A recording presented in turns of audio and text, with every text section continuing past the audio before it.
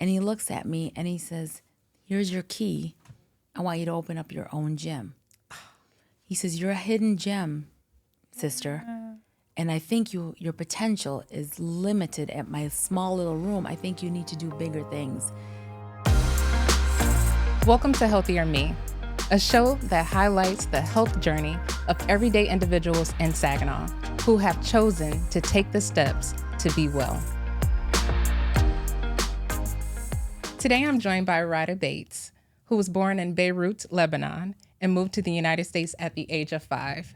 From a young age, Rwaida recognized the importance of maintaining an active lifestyle. However, a challenging moment in her early 20s prompted her to prioritize her health and nutrition. Since then, Rwaida's journey has led to embrace self-accountability and create a welcoming space for others to discover their joy and strength. Thank you so much. Thank you so much for having me here. Yes, I'm so excited about our conversation. I know we were chatting before the camera started rolling. Yes. But I am just always so curious to how does someone from Lebanon, Right. how do you come to Saginaw? 2 different climates, continents, all the Right. above. Exactly. How did you So come here? It started out with my aunt lived in Saginaw, her and my uncle, and they had called my father to come visit. My uncle was very ill, and my aunt didn't have any children so they needed help. So he came to visit for a few months to help them out and hang out while she was at the hospital, kind of take, turns. And civil war broke out in the Middle East. I was 4, and my sister was 1. And so he called my mom, and he says, what do you think about coming here to Saginaw, where my sister is, for a few months to get things, calm in the Middle East, and then we can go back. That's how it started. We came here. Things got worse in Beirut. We stayed. He ended up getting a job, and that's how Saginaw started for us. A small little community with not very much diversity and culture, right? Yeah. So we had to welcome and embrace the American culture, and it worked out perfect. And we love it. And you've been here ever since. Ever since. Wow. Yes. So, wow. I mean, there's so much to that because, living here, I've been here my entire life. My generation, I don't know too much about a civil war, right? Right. But that was happening in your home country. In my home country, and it's back again right now. They're back at, they're having something. Yes. And it was crazy because we talk about, it's been a blessing to be able to grow up here in Saginaw and to be away from the violence and the instability in the Middle East during those times, those trying times. So God has kind of given us this opportunity, and we never take that for granted. Yeah. So we're blessed. Very much so. Yes. I was so curious. I said, I need to know, why did they come here? To Saginaw. Why did they come to A Saginaw? vacation that ended up a lifetime journey. Wow. Yes. I feel like that needs to be a book now. I agree. I think it Yeah. does too. And there's more that ties into the story, because when I got here at 5 years old, I couldn't speak a word of English. I was put into a Loomis Elementary School to start my So you were like in the heart. You were in the city of Saginaw. city in the Yeah, Saginaw. not And so even- I was put in Loomis, and there, to start school. And I would go to school and I would cry because I couldn't speak the language. I would hide under my desk because I didn't know what the kids were saying to me. Long story short, moving forward, I am now a teacher also at Jesse Loomis, paying forward and teaching students of where I started. Wow. And are you meeting any international students in that school environment? There is not many international students. It's a lot of Saginaw, based students that come in here. But I always tell the story to the kids, like I started here and now I'm teaching here to pay forward. So the sky's the limit. A person that couldn't speak English that's now teaching reading in English language to students here. And not only are you a teacher, but you also own a fitness center. You own a gym too. Yes. So you've been able to really accomplish a lot of stuff. And we're going to dive into it, but Okay. I think that is Yes. so fascinating. Thank you. You Thank know? you. Yes. Yes. So I know that your parents were very active. They were very much involved with fitness. How were they able to maintain that particular type of mindset to be active? Were they active in their home country as well? Well, I don't think that they were involved because I was young. I don't think they were involved. My dad was a swimmer. My dad was always moving, very active as a young man, played soccer, almost to the professional level in the Middle East when he was in his teens, rode his bike for like 40, 50 miles. So he was active as a young gentleman. When he came here, I think they realized right away that the food and the culture here is completely different. So he got a membership from my mother and himself at Dynamic Health Club years and years ago, probably way before you even thought I of. was like, I don't know where that was at. And it used to be women one night and men the next day. And so you couldn't go together. There wasn't co-ed.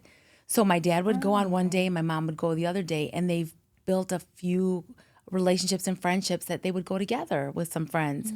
And then my dad got into racquetball. So he worked at the plant. He would get off work at midnight. I would wait for him in the summer to pick me up and take me with him to the health club because I wanted to run the track and I wanted to get in the hot tub and I wanted to go to the aerobics room and play. And, you know, I didn't know what it was all about, but I knew I loved being there. And I knew that dad made dad feel good and he really enjoyed it.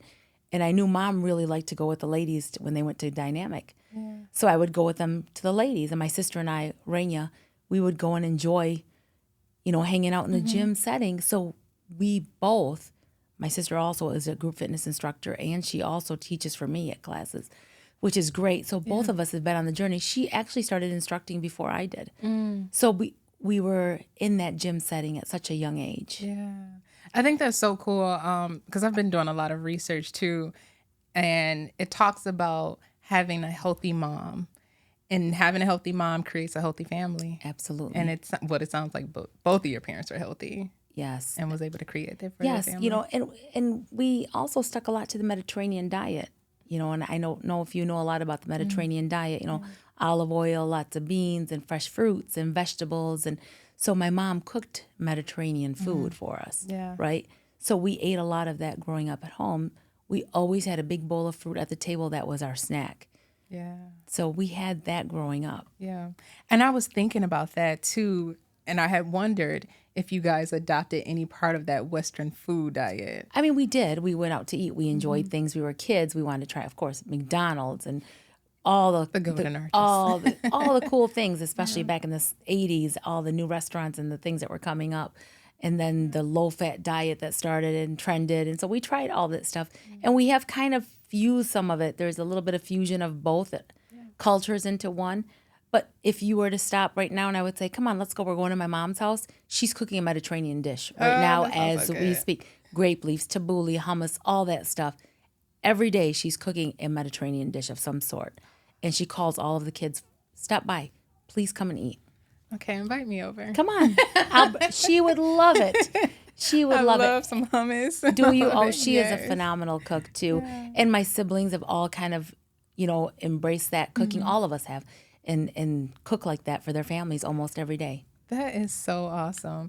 I was in a lunch and learn a couple years ago, and I don't remember specifically where the woman, where she came from, her country, but she talked about, she was Muslim, but she talked about the fact that they didn't even have a vocabulary for like high blood pressure or anything like that because there, you know, in their culture, they walk, Absolutely. You know, it wasn't a lot of cars driving you places. Absolutely. And they remained active. But now living here, that has changed. The food is different. It has changed. Yeah. So my oldest lives in Qatar, in Doha, which is predominantly a Muslim country. She's been there for about 7 years, her and her husband, with my 2 grandkids. And since she's been there, my daughter is leaner, healthier, stronger. And I asked her, what have you changed in your diet? You know, Mom, I go to the market. We walk a lot. There's fresh fruit, fresh vegetables. And then your meats, they're labeled by what country, and everything has a short shelf life. Yeah. Where here, things are on the shelf for 2 and 3 years, and then we eat that. And I, you know, when I look at labels and I teach and I do life coaching lessons with students or with adults, I always tell them, read the nutritional label. If there's things on there you can't pronounce or you don't know what it is, you're not going to eat it. Why would you put that in your body if you don't know what it is? For example, Pop-Tarts. Yeah. Kids love Pop-Tarts, right? I bought Pop-Tarts to school. I bought the label. I put it up so the kids can see it on the clever board. This is what a label of a Pop-Tart is. I want you to tell me what the ingredients are. They're like, I can't pronounce half of the words that are on there. Yeah. I said, now here's an apple.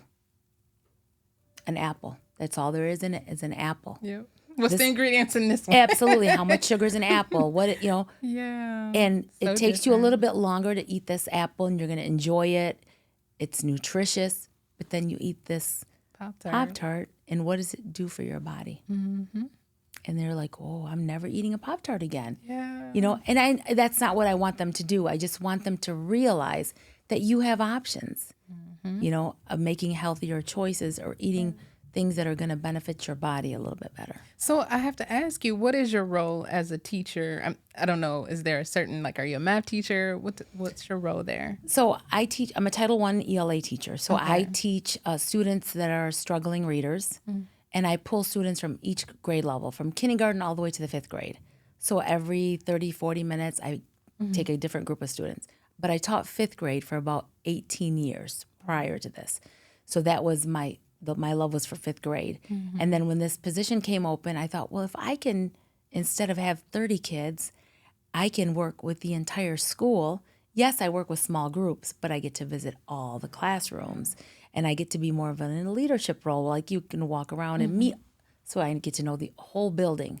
When you're in a classroom setting, you're kind of isolated in your own classroom and working with just those specific students. Now I get to see all of the students. I have 15-minute break.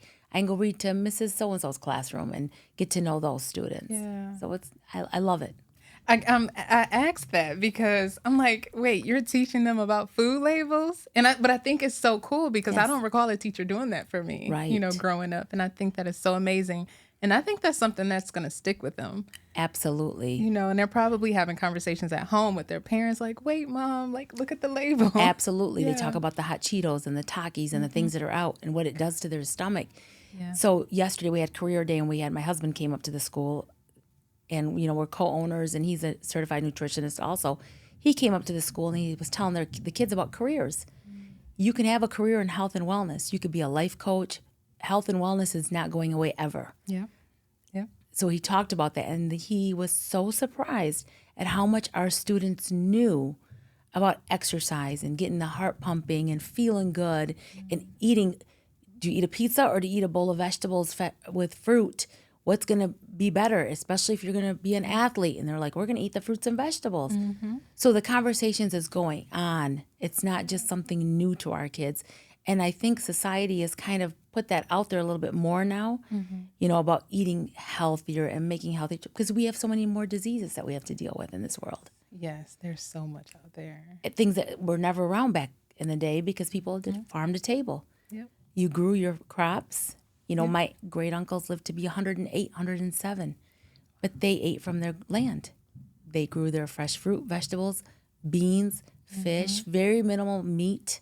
Yep. That was like a special occasion where you had meat. And so I just love everything that you're saying because some of the individuals that's been on this podcast have talked about that, like what beans and rice would do for you. I remember Absolutely. one guest just was talking about that and having that balanced diet and how you can be filled just from that versus Absolutely. the processed stuff. Right. So I'm curious to know, with the groundwork that your family instilled in you, the value of health, of strength, of discipline, what did that look like? Like, what did discipline look like to you growing up? With health and wellness, the discipline. Well, like I said, my mom cooked Mediterranean food. We would go out to eat just on a Sunday. That was like our family treat. We would go somewhere to eat every Sunday, and you could order, like you said, the fusion of different foods, and so we would be able to order that stuff. So during the week, we ate a well-balanced meal at home. Yeah. On our lunch hour, we came home for lunch. Nice. We lived near the school, so that was part of our routine. We'd get up in the morning, eat a little light breakfast, go to school. We would come home for lunch in elementary every day. So Mom would cook. My dad would be outside during the middle of the day because he worked second shift, grilling, chicken kebabs, and Mom making a salad. And we would come home and have a well-balanced meal. And then they would take us to the park on the weekends. We would go play. We would play volleyball, kickball, run around, move, bicycles. Those were gifts that we got, things that kept us active. I love that. It was great because a lot of our kids now are video gaming, right? Yes. That's their form of exercise. If they've got one of those Wiis or something, that's the movement that we get. No, we got bikes. We went outside from daylight till sunset. We were outside in our yard playing. So movement was encouraged. But I love it because your parents was encouraging it. And I don't know if our parents are encouraging their children to be as active now. Right. We're just like, here's a tablet, get out my face. Right. I feel like that's what I see now. Well, when you know better, you do better, right? And I think that we have to educate our parents and our community more about health and wellness. I think if they don't know, they don't know. So I have a lot of conversations with a lot of students, and they'll say, can you talk to my mom and tell her that I need to come to your gym, or I need to go for a walk on my lunch hour, or I can eat this is better than this? Because if their parents don't know, right? Yeah. What's convenient? Fast food. What's also huge right now? Coffee shops.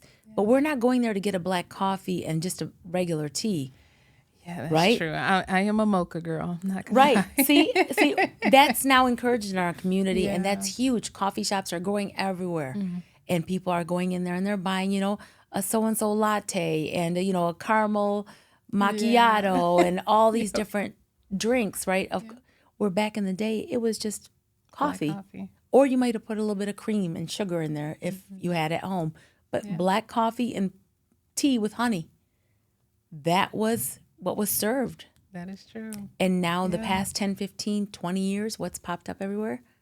A lot of coffee. And these drinks are, 500, 600, 700 calories, which is more than most meals are. You are right. I guess, and I mean, because I grew up here, right? I grew up in Michigan. I'm from the U.S. And I'm just wondering, is this a mindset from your home country where you have these shared values and principles? Because I don't feel like I've seen or heard these type of conversations a lot with families. Right. So I'm curious, is that just like a part of your home country where they have those type of values, where it's movement and this balanced diet? Culturally, yes, we're moving a lot because a lot of people there in the Middle East and throughout the countries, European countries, walk. And everything shuts down at a decent hour. People have lives to live, right? What do we do here? We're workaholics. We work 14, 15, 16 hours. What's convenient? Something quick, because we didn't meal prep. Their families cook every day. They go for walks every day. You see people out in the community. They visit. They have black Turkish coffee. It's not like, all the mochas and lattes and stuff. Yes, you see them. But you see a lot of more movement, a lot of families going for walks. Today, my daughter called me and she says, hey, if you give me a call today, we'll be outside going for a walk with the kids. And I'm thinking, it's like 5:30 in the evening there. And I'm thinking, how beautiful is that? We saw a little bit of that when COVID happened and everything was shut down. We saw a lot of the families out moving and walking and exercising together. And it was great. You are so right about that. But we don't see that. Most people have dinner at night and then they go to whatever they have to do, watch TV, play video games. The kids might have some homework. Mom's got a meeting, or I'm going to be on a Zoom for a few minutes, or I got to make a phone call. But we don't see people saying, you know what? Let's go for a walk. Right? Yeah. And so what would you say, like, as far as movement, does that look like a 20-minute walk? Is that an hour? Does it matter? What do you think? I think that if you move, whatever time you have, then you use it. If it's 10 minutes, you make the best of those 10 minutes. If you have an hour, then you use that hour and you walk. Any movement is better than none, right? Yeah. It's going to help you in the long run. Of course, they say 20 to 30 minutes of movement a day is ideal for a person to maintain and stay on a healthy path.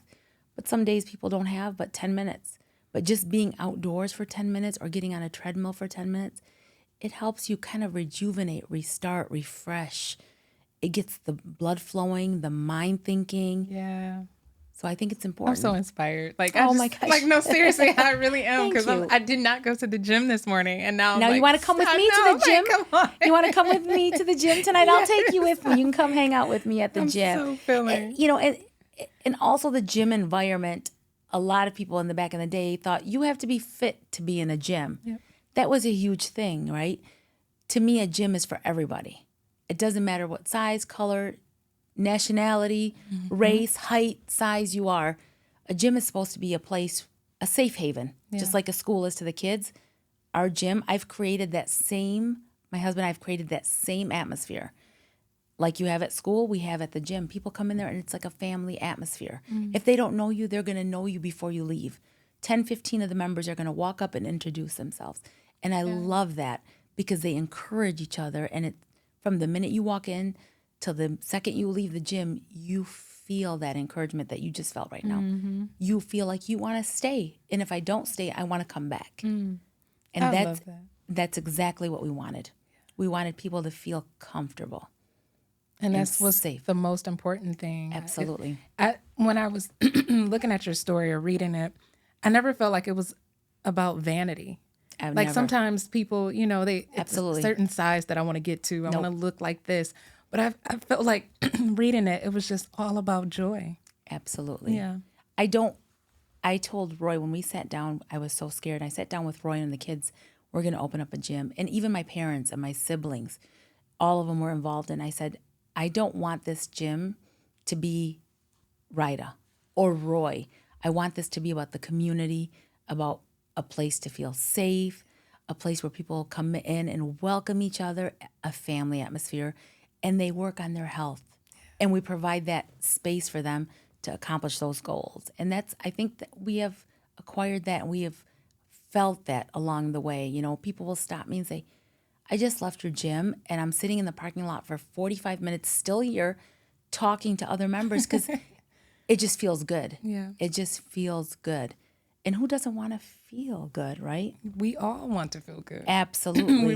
I was talking to another guest and it was about instant gratification. We all want that instant gratification. We want to feel good, ultimately. Absolutely. We want to feel good. About everything, grounding ourselves physically, mentally, spiritually, it's a circle, right? And if everything is connected and that circle's closed, then you're moving in the right direction, right? I'm sorry, my voice is kind of going out. I want to get to this point, though. I know you discussed in your early 20s, you went through a personal challenge. Is that something you want to talk about where you did gain weight? So what was that moment for you? What happened? So, you get out of high school, my mom is cooking and I'm eating the Mediterranean diet and everything's, we're on a routine. Get out of high school, I started going to college classes. I got married at a young age. I'm eating out. We're doing things a little bit more. I'm moving in a different direction. I'm working long, long hours. And I can see myself fading away from my routine, my roots of what we did as children. A year or two, and I thought, wow, I have put on like 35 pounds in just over a year. And that's crazy. How can I have done that to myself? So I decided, you know what? I'm not going to do this. I'm going to find someone to get me back on a routine. Yes, I go to my parents and they cook great Mediterranean food, but they're like, if you don't eat, it's like an insult. You have to eat. But Dad, I just ate. Mom, I just ate. No, you have to eat. If not, take it with you. So I thought, you know what? I can't. I have to really get down to the bottom of this and start working on my health. So I started walking every day. I would go to Hoyt and I would walk. My sister Raina at the time was at home. Her and I would go to the gym and we would work out. I started doing meal planning, eating smaller meals, keeping my calories where they need to be. I went back to the fresh fruit and stuff that my parents would eat. And then the weight started coming off. And I started getting back to feeling good and the energy level. And I thought, you know what? If I want to keep this going, I'm going to have to do a little bit more. I need to be accountable. So my sister had just went and got certified to be a group fitness instructor. And so I said, I think I'm going to do that too.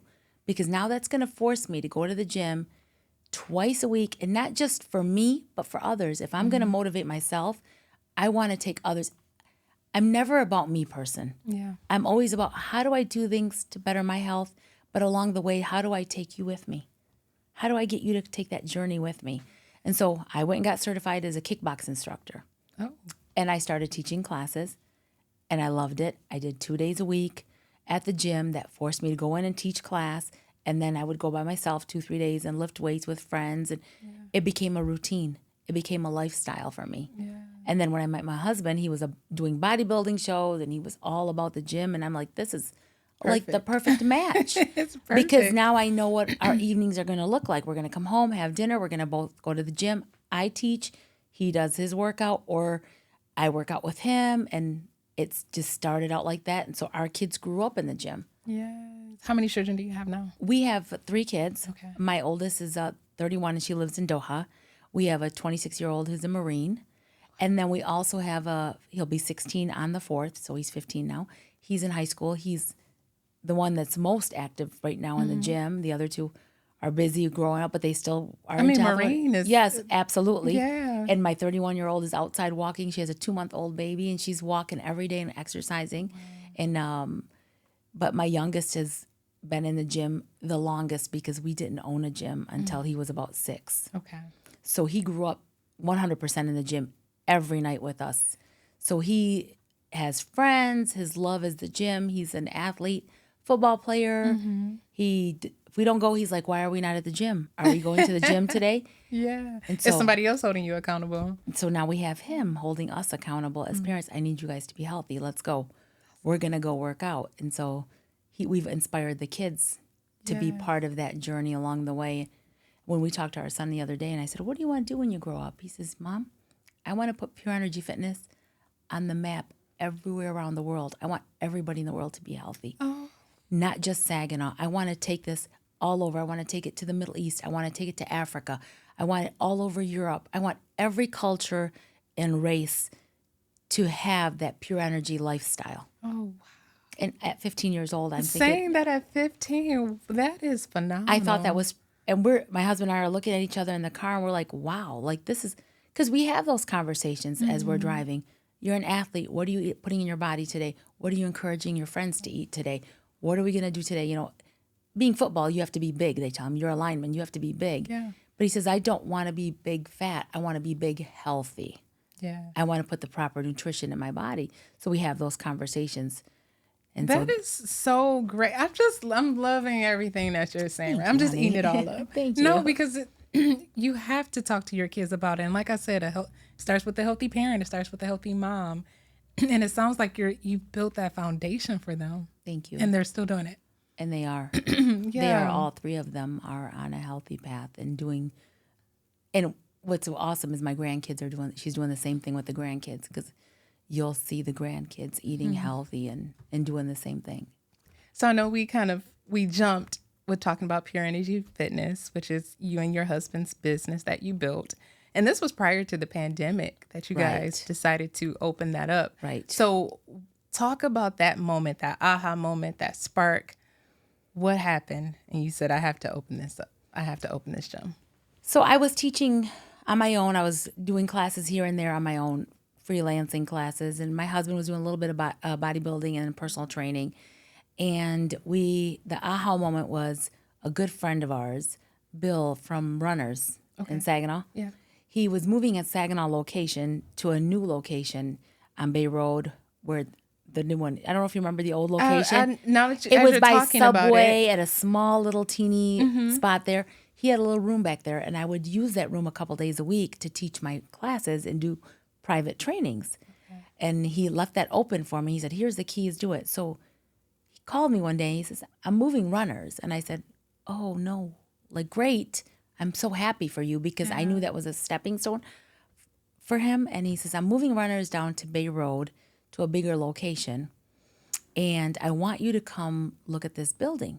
I want you to meet me there. So I went to the building, Roy and we walked through the building, and it's a huge building. I said, oh, this is going to be a beautiful store, you know. Yeah. And he says, you know, I'm going to do this, I'm going to put this. And he goes, let me show you the stock room in the back. So he takes us to the back, and he looks at me, and he says, here's your key. I want you to open up your own gym. He says, you're a hidden gem, sister. And I think your potential is limited at my small little room. I think you need to do bigger things. And my brother, Roy, has always wanted to open up a gym, he said. So this is an opportunity to start a small studio and see where you go. And just like you've always told me, it's a stepping stone. I think this is your stepping stone. And I'm thinking, oh, this is not the right time. My daughter's getting married. Our daughter's getting married in 2016. We've got so much going on, and it's going to be, we're going to be so busy. And this was like at the end of 2015. He says, you got a few months. I would like to open up the store in spring. We'll figure it out. We're a family and we'll figure this out. So I looked at my husband, and my husband said, it's now or never.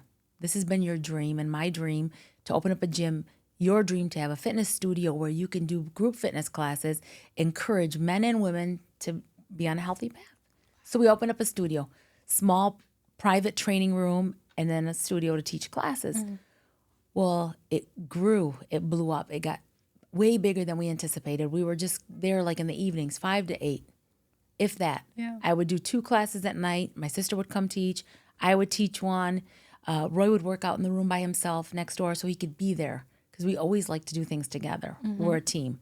So he's working out and I'm teaching classes, and then people are like, hey, can Roy train my husband while I'm doing class? So I would tell Roy, because he worked at UPS at the time, and he's like, well, I guess in the evening, but I'm not sure. And it started there, and it just Kept growing. It kept growing, and to the point where we had a multiple training clients, and we're like, okay, we're done training them. Where are we sending them? Because they want to work out on machines, not just group fitness. What do we do? So Roy had been buying machines and products and kind of putting them away, because his dream was to have a gym. Okay. And since he was 14 or 15, he had been in the gym scene as a young man, and he wanted a full gym. So we started looking.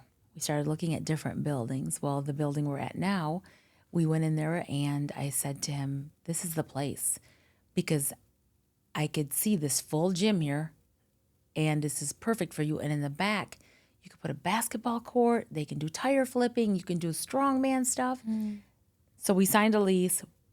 We're both scared to death. We didn't sleep for days because it's now a full gym. So now I have a studio behind runners and a full gym. So we have 2 different places. So now I'm going to one and he's going to the other after work. And so after a couple of years, he says, we have to merge. We have to come together.